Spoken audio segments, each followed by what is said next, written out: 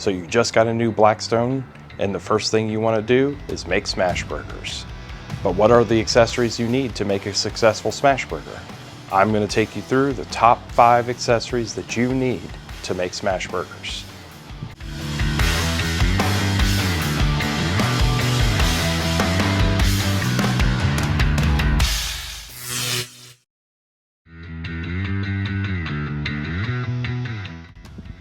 So number 5 would be their burger spatula.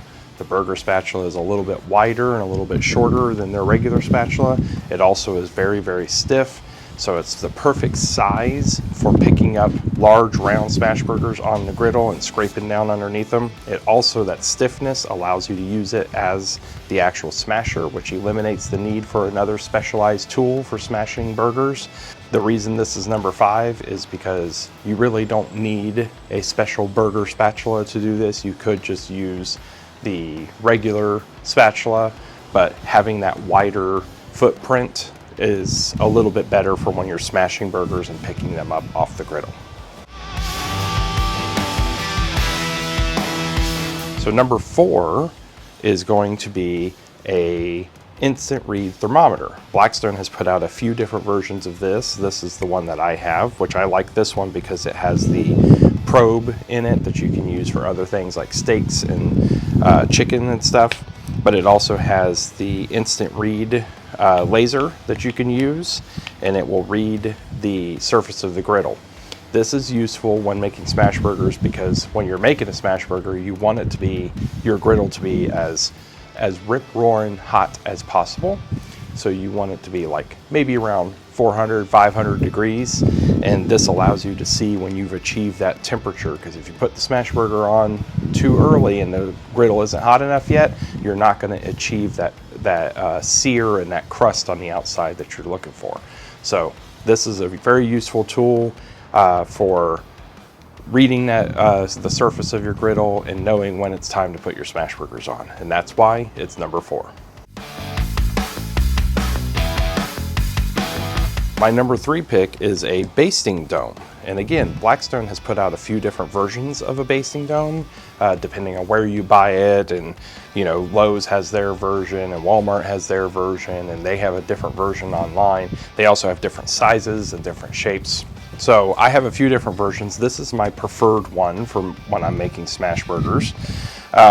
This is really useful when it's time to melt the cheese on your smash burger, because nothing's better than that nice melty cheese on top instead of waiting until the burger's been pulled off and then putting that cold cheese on top of your hot burger. So this helps make that melty cheese possible. So you put the slice of cheese on the burger, you cover it with a basting dome, maybe squirt a little water in there to get the steam going on the griddle top, and this will kind of trap that heat in and that steam in and help melt that cheese on top of that burger. So this is really useful if you're putting cheese on your burgers and you want to achieve that meltiness on top. And so that's why this is number 3. So my number 2 pick for making smash burgers on the griddle might surprise some of you, and it's actually a good quality scraper. Okay, again, Blackstone puts out a lot of different varieties of scrapers. This is currently my personal favorite one, and we could talk about that in another video. But any scraper will do. The reality is smash burgers leaves a big mess on your griddle. Like when you smash the meat down, it's going to leave some char behind and some of those juices behind. You melt cheese on top of it, some of that cheese gets melted onto the griddle and kind of crusts on there. And you got all that burger grease and things.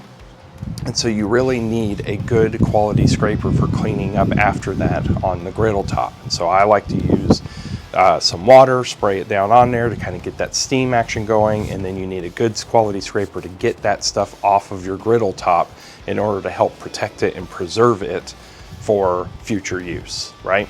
And so that's why number 2 for me, one of the number 2 most important accessory you need is probably a really good quality scraper for your griddle when you're making smash burgers.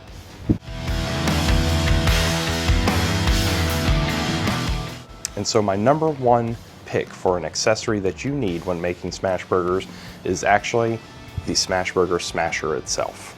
of course you need some way to smash your burgers down. And I don't think there's any better tool than this particular smash burger smasher. There's been a few variations of this that are out. A couple of them had like a little lip on them so that the burger would be a specific size or thickness when it's smashed down. I don't like that because I like my burgers really thin. And so I really like this design that they came out with that's just perfectly flat.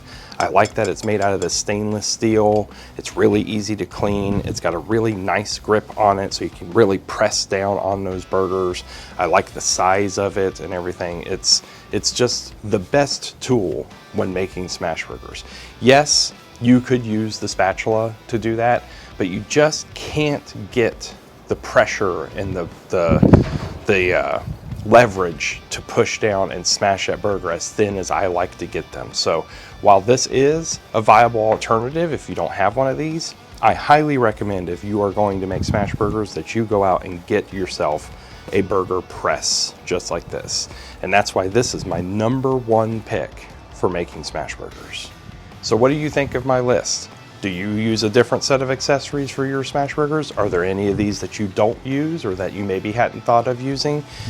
The reality is some of these you don't necessarily need, they're just nice to have down here on the lower end of my list, whereas some of these up on the higher end of my list I think are a little bit more necessary and they're kind of required to make a quality smash burger.